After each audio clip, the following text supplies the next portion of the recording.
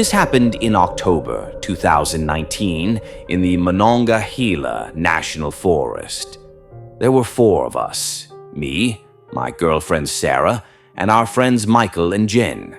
We'd all been camping since we were kids. We weren't the type to go looking for scares or tell ghost stories.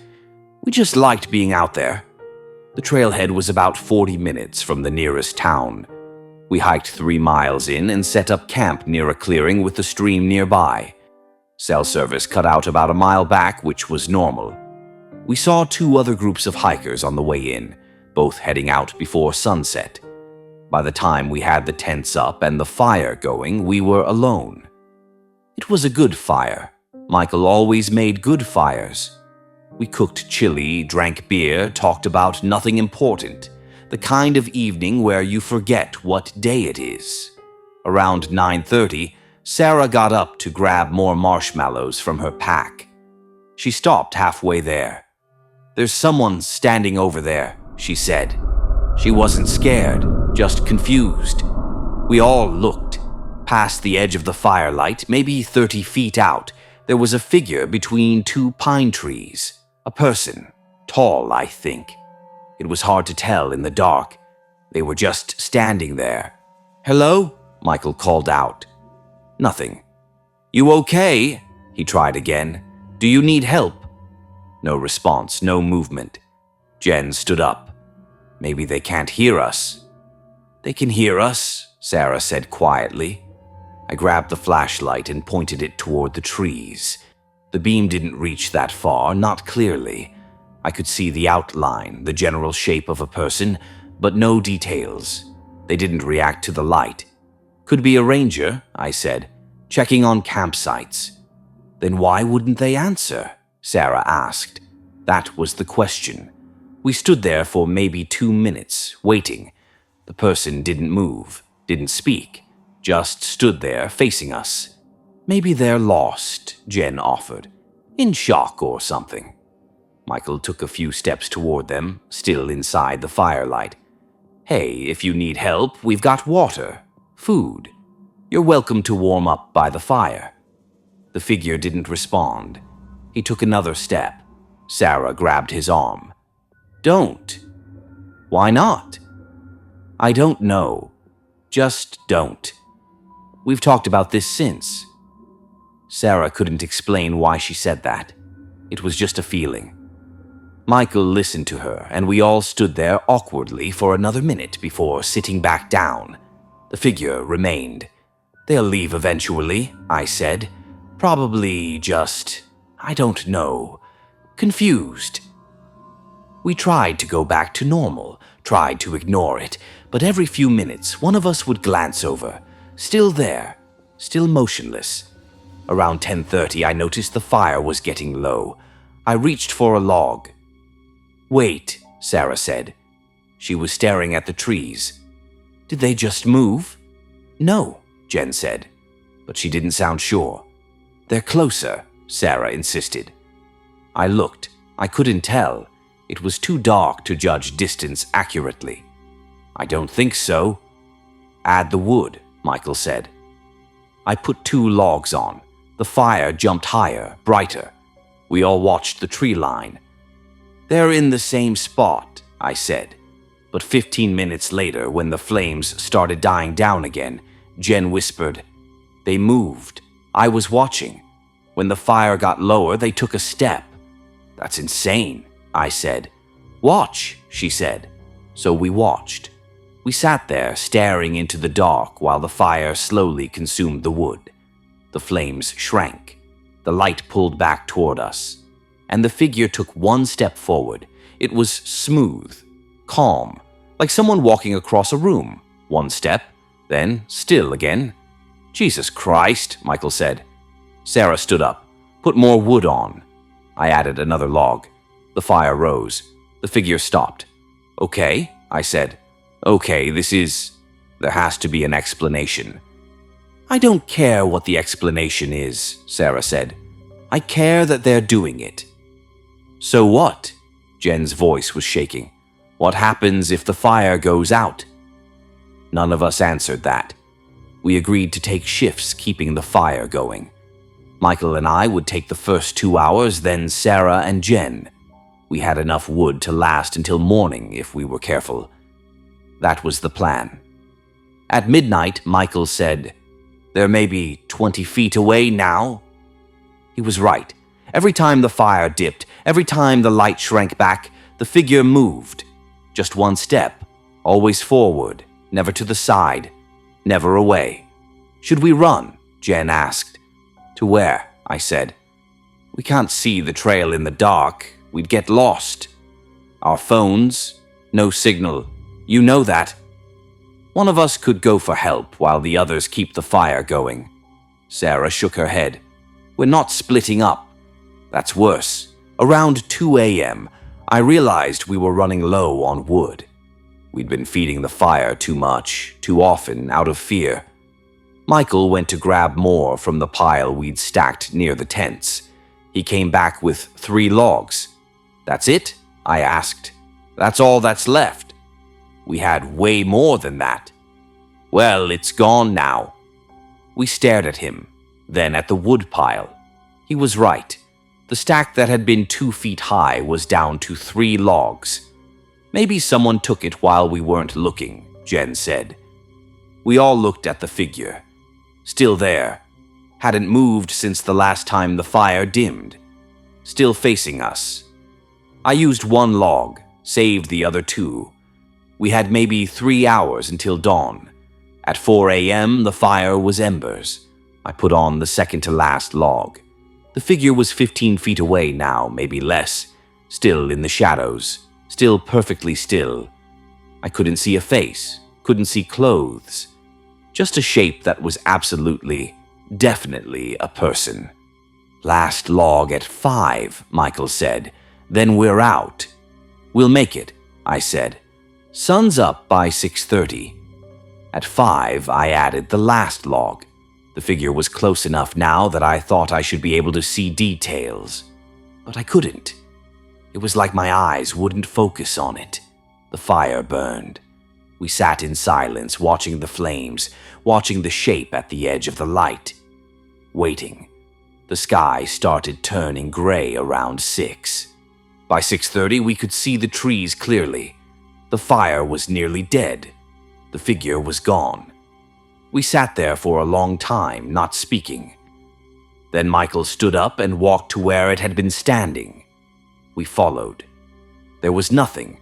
No footprints, no broken branches. The ground looked completely undisturbed. We packed up fast and hiked out.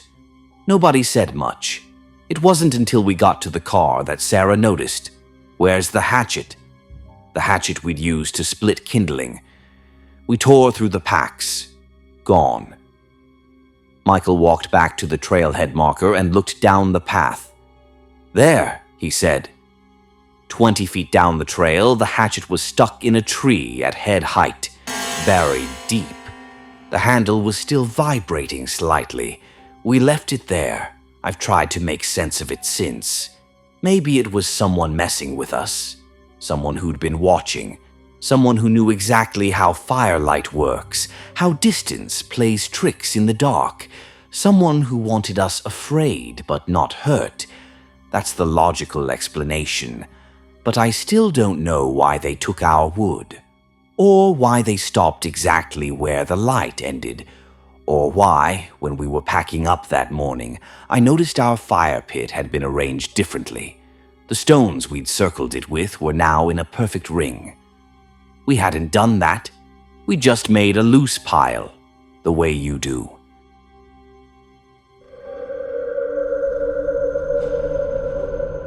Four of us went into the Quetico last September. Me, Marcus, Jen, and Kyle. We'd been doing backcountry trips together for years. This wasn't some drunken college weekend. We had permits, proper gear, water filtration, bear canisters. We knew what we were doing. The Quetico Wilderness straddles the Ontario-Minnesota border, over 1 million acres of untouched forest and lakes. You can paddle for days without seeing another soul. We portaged deep into the interior, past the last marked routes, and set up camp on a narrow peninsula that jutted into a black-water lake. No trails, no fire rings, just old-growth pine and silence so heavy it pressed against your ears. The first 2 days were perfect. We fished, swam in water so cold it hurt, and sat around the fire telling the same stories we always told. On the third night, something changed. It started around 2 a.m. I woke up needing to piss and unzipped the tent as quietly as I could. The fire had burned down to coals, and the moon was just a sliver behind clouds. As I stood there in the dark, I heard it. A sound, low and rhythmic, almost like singing, but not quite. It came from deep in the forest behind our camp, far enough that I couldn't make out words, if there were words. Just this steady, droning vocalization. Human voices, I was sure of that much, but wrong somehow. The rhythm was off, the pitch unsettling. I stood frozen, listening. It didn't stop. It didn't get louder or softer. Just continued, patient and deliberate. Marcus crawled out of his tent a moment later. "You hear that?" he whispered. I nodded. Jen and Kyle emerged too, their faces pale in the dim glow of the coals. "Could be a radio," Kyle offered, but none of us believed it. We were 30 miles from the nearest road. There was no one out here. "Could be another camping group," Jen said. "Maybe some kind of ceremony." But we'd seen no one. No boats. No other camps. And this didn't sound like people having fun. It sounded purposeful, focused. We should have stayed at camp. That's what I tell myself now. But standing there in the dark, listening to that impossible sound, curiosity overrode caution. We needed to know what it was. We needed to understand. Marcus grabbed his headlamp but kept it off. I took mine too. Kyle brought his knife, which seemed ridiculous at the time. We left Jen at camp. She'd twisted her ankle the day before and told her we'd be back in 20 minutes. We followed the sound. The forest was different at night. Darker than dark, the trees pressing in from all sides. We moved slowly, stepping carefully, letting our eyes adjust. The sound grew clearer as we walked. Definitely human voices, multiple people chanting or humming in unison. There was a pattern to it, something ritualistic, but I couldn't grasp the structure. It felt old, deliberate. After maybe 15 minutes of walking, Marcus grabbed my arm. Through the trees ahead, there was light. Not firelight, something dimmer, more diffuse. Flashlights, maybe, or lanterns positioned low to the ground. We crept closer, crouching behind a fallen log at the edge of a small clearing. There were people there, maybe a dozen, maybe more. They stood in a loose circle, all facing inward. The light came from small flames in shallow bowls arranged around the perimeter. The people were dressed in ordinary clothes, jeans, jackets, boots.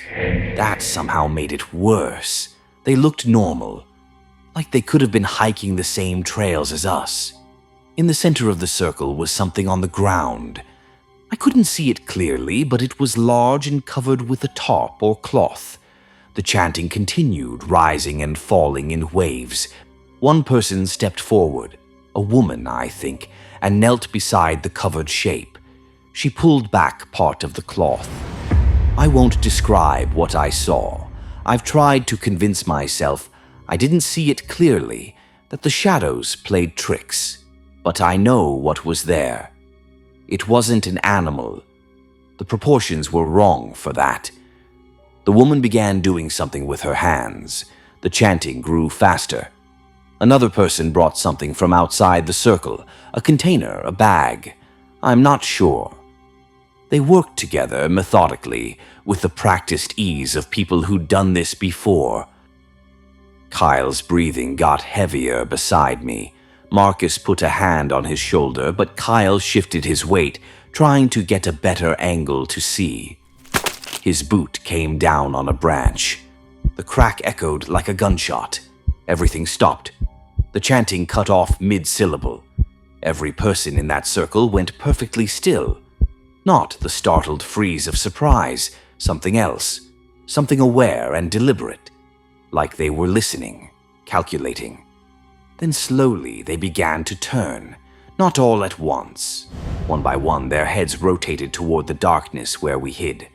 I couldn't see their faces clearly, but I could feel their eyes, searching, knowing. No one spoke. No one moved toward us. They just stood there, facing our direction, silent and patient.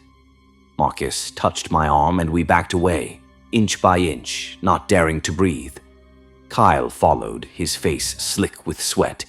We didn't run. Running would make noise. We retreated in agonizing slow motion, waiting for the sound of footsteps, for voices, for something. But there was only silence. That was worse. We must have walked for an hour, maybe more, taking a wide arc through the forest. We got turned around twice.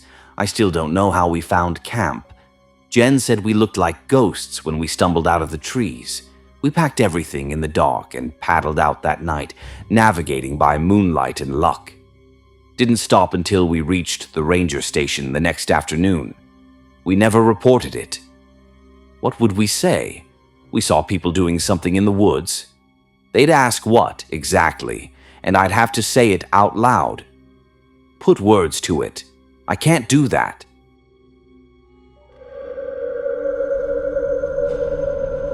My friend David's parents owned a house up near Priest Lake, tucked into the forest about 40 yards from the water.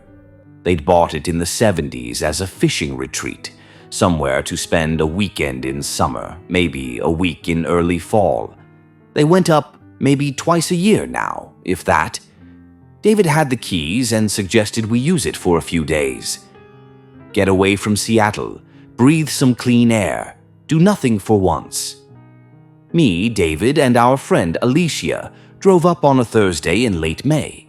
The last stretch was a logging road that barely qualified as a road anymore, rutted and overgrown. No signs, no other houses. When we finally pulled up to the place, it looked exactly like what it was.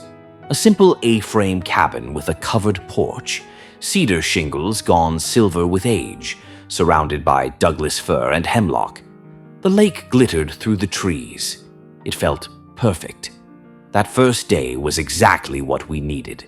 We unloaded the car, swept out the main room, opened all the windows to air the place out. The inside was sparse, 2 small bedrooms, a main room with a kitchenette and a wood stove, a bathroom that still worked. Everything was clean, just dusty from disuse. We walked down to the lake, skipped stones, sat on the dock until the sun started to set. Alicia made pasta on the propane stove. We drank wine and talked about nothing important. I remember thinking how good the quiet felt. No traffic, no phones buzzing. Just wind in the trees and the occasional cry of a loon out on the water.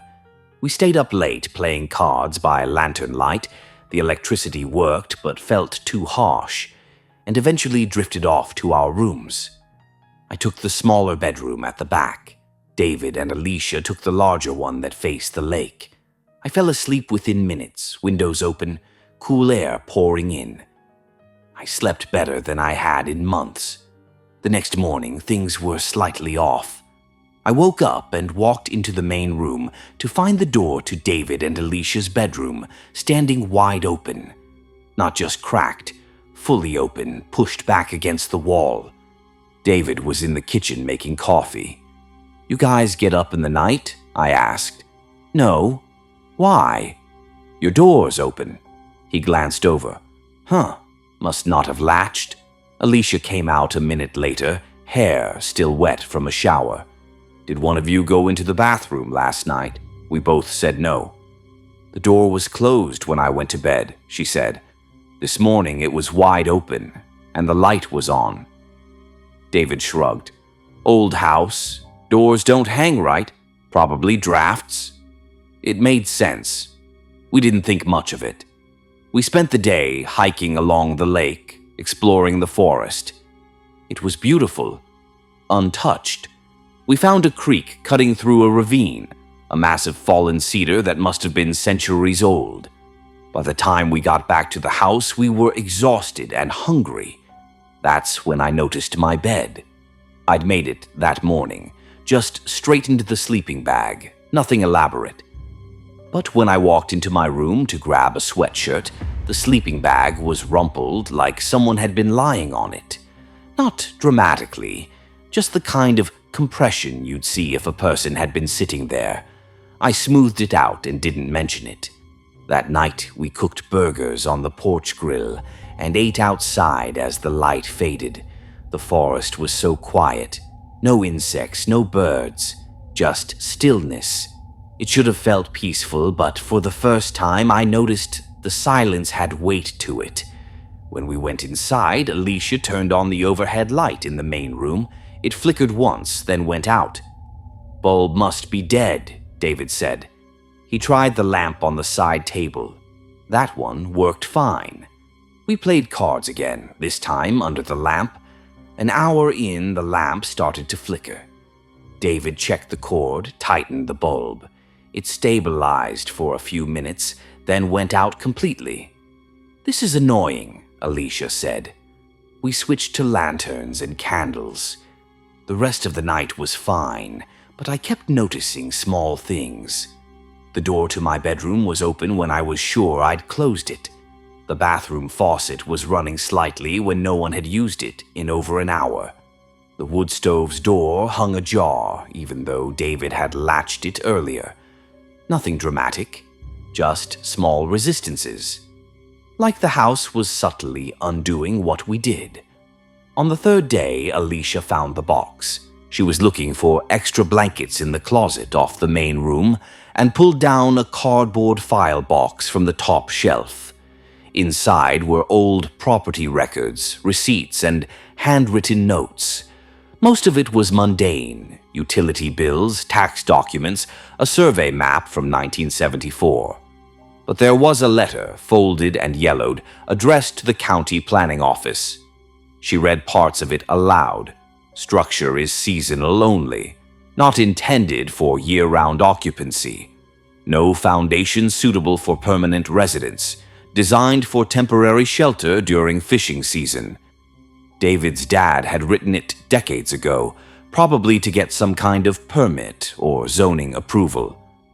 "Temporary shelter," Alicia repeated quietly. We sat with that for a while. That night, none of us wanted to be inside. We ate on the porch and stayed outside until it got too cold. When we finally went in, the house felt different. Not hostile exactly, but aware. The air was heavier. The doors seemed to resist closing. When I lay down in my sleeping bag, the fabric felt warm underneath me, like someone had just gotten up. I didn't sleep. In the main room, I heard David moving around. Then Alicia. None of us said anything, but I knew they felt it too. The house didn't want us there, not like it was angry, more like we were overstaying, like we'd misunderstood the invitation. Around 3 a.m., I got up to use the bathroom.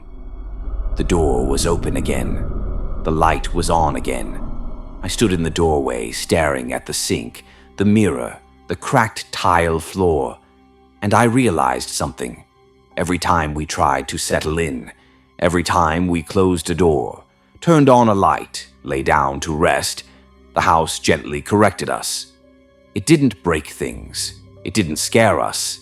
It just adjusted, opened what we closed, turned off what we turned on, warmed the places we were about to occupy, as if reminding us someone else had been there first, or that no one should be there at all. We left the next morning without discussing it, packed quickly, checked the rooms one last time. As we loaded the car, David paused and looked back at the house. "My parents never stay more than 2 nights," he said quietly. Alicia nodded. "There's probably a reason." We drove back to Seattle in near silence. I haven't been back. David's parents sold the property last year. I don't know if they told the new owners anything. I'm not sure what they would say. I still think about it sometimes, not the things that happened. Those were small, easy to dismiss. But the feeling underneath them, the sense that the house had a purpose, a boundary, and we'd crossed it without realizing. It didn't want to hurt us. It just wanted us to leave. And honestly, I think we were lucky we figured that out when we did.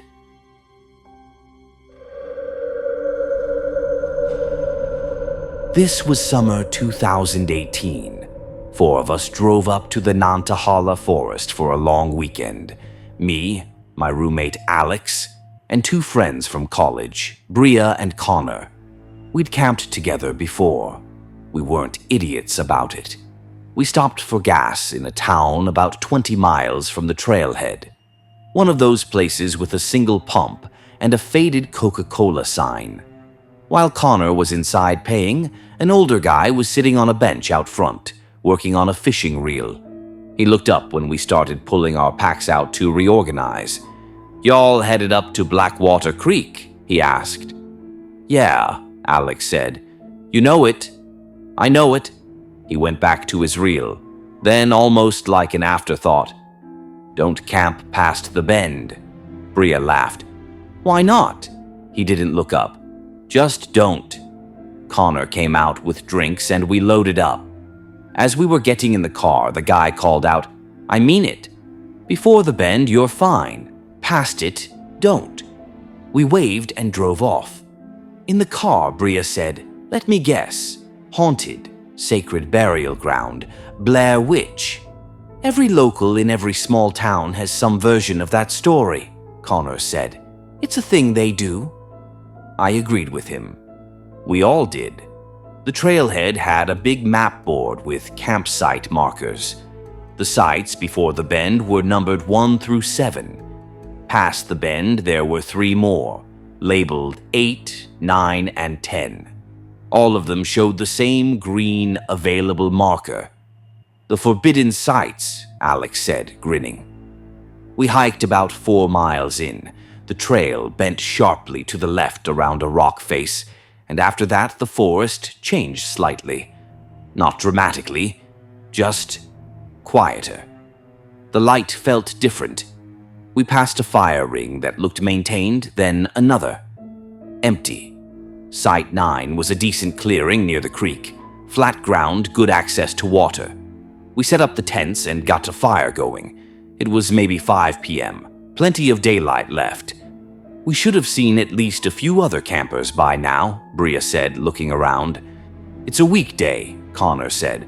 "Plus, we're pretty far in." But she was right.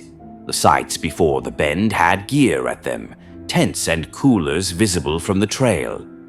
Past the bend, nothing. While we were cooking dinner, I walked over to the next clearing, Site 10, just to look.